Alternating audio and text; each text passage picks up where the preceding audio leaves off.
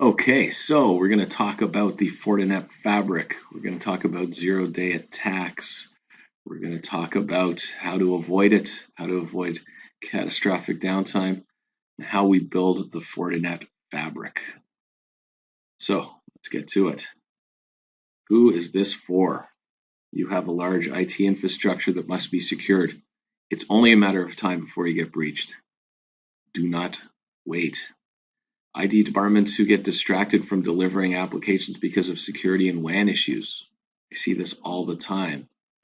CIOs and VPs who are questioning their team's ability to secure the network effectively.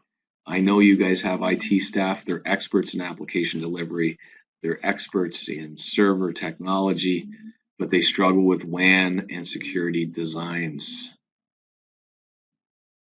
You lack the lack of understanding of your company's security posture, and it keeps you up at night. It is concerning. There's a lot to this. So don't wait. It will happen to you. And it could cost you millions. It could cost your organizations millions. It could cost you your job. So we got to take this seriously. So what do you need? You need great products. That is a given, but you also need skilled technical staff. Continuous improvement, learning, technical learning. There is so much to learn in this stuff, and it's always changing. Predictable costs, visibility and insight.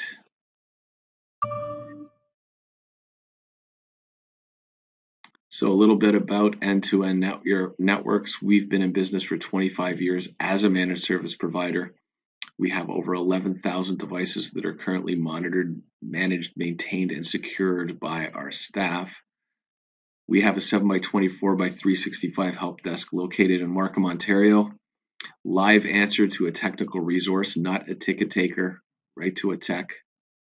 And the primary focus is on delivering an excellent customer support experience.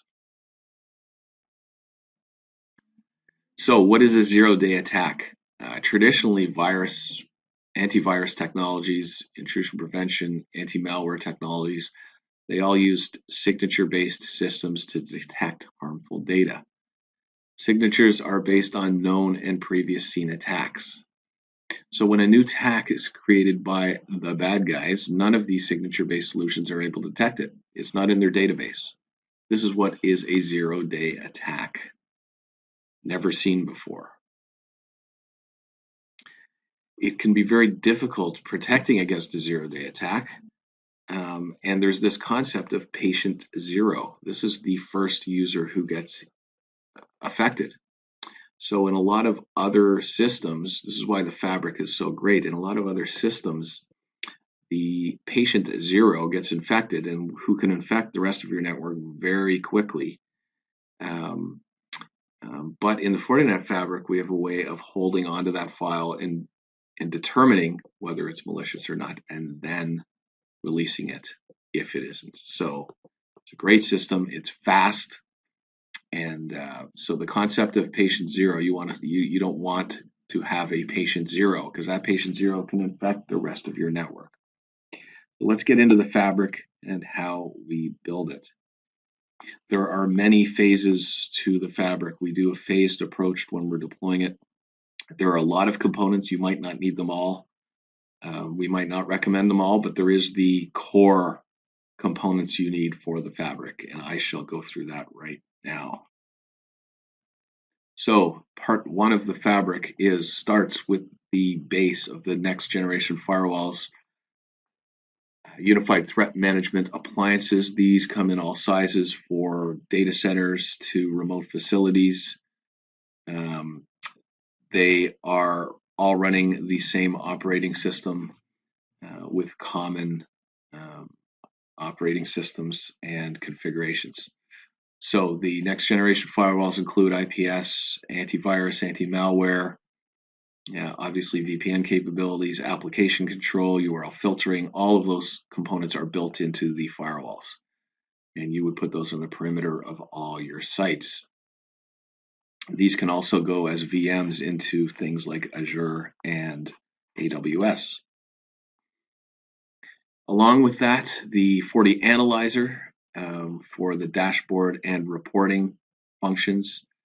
This is to give visibility into application usage, bandwidth usage, users, and this is along with the FortiGate. The FortiGate sends all the logs to the FortiAnalyzer, and we can build reports out of that and get good insight into usage. Then the secure client, along with the enterprise management server. The secure client is a SSL, VPN, antivirus, anti-malware, anti-everything, URL filtering client. It can be used with dual-factor authentication, and it can also be used to secure clients even when they're not on your network. So push policies to them via the enterprise management server that are active all the time. So this is the core of the fabric. We haven't built all the components that we'd recommend necessarily, but this gets you into a good place. The next part of the fabric is the sandbox and the FortiMail appliance. These two components are really what help us protect against the zero-day threats and the patient zero. So as mail comes in through the firewall and it's checked for antivirus and anti-malware and all that stuff, and it passes, it goes to the mail server, and the mail sees an attachment. If the attachment to the appliance based on risk score high, it sends it to the sandbox. The sandbox executes it in a VM, executes the file in a VM in real time, and looks for things like registry changes, file changes, access to folders, folder name changes, things like that, to determine if this is actually a malicious file. If that's the case, it tells the mail appliance not to forward it to the user.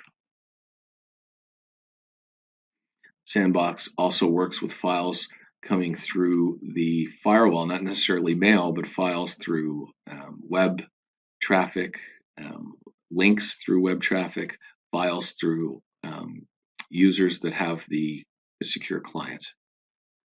So this is really the fabric in action. Okay, so there are a lot of other components to the fabric, but rounding out for us the FortiSIM, all the logs of everything are sent to the SIM. They're with the SOC service from end to end. They're reviewed daily. There's real-time eyes on the logs as they're coming in, and we're looking for trends and issues. We build reports out of that and are able to report back to you and your board on your security posture and what we've done to secure the network. Lots of other components can make up the fabric. There are application delivery controllers, web application firewalls, internal segment firewalls, DDoS protection. There's a lot of other components. You may or may not need them all. Certainly not recommending them all for everybody. Just going back to the previous slide, this is our recommended solution for most clients. If you have a big web presence, certainly the web application firewall is a good solution for that. But again, we don't want to put everything in just because. We want to make it reasonable, cost effective. Okay. So I'm not going to go over all the technical details, but essentially, catastrophe avoided. How did we do that? So a mail came in from Steve to Mark with a invoice attached.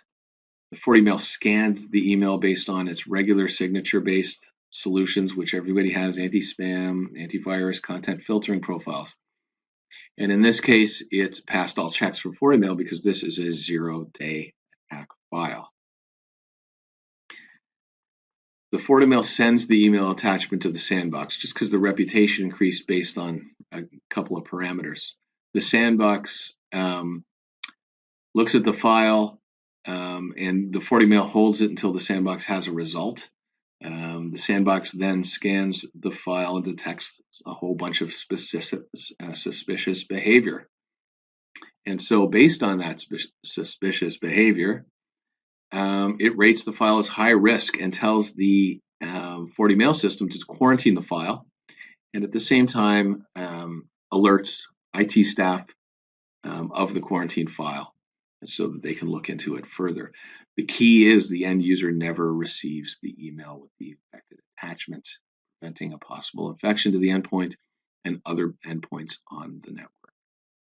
Okay, so really, this is how it is done.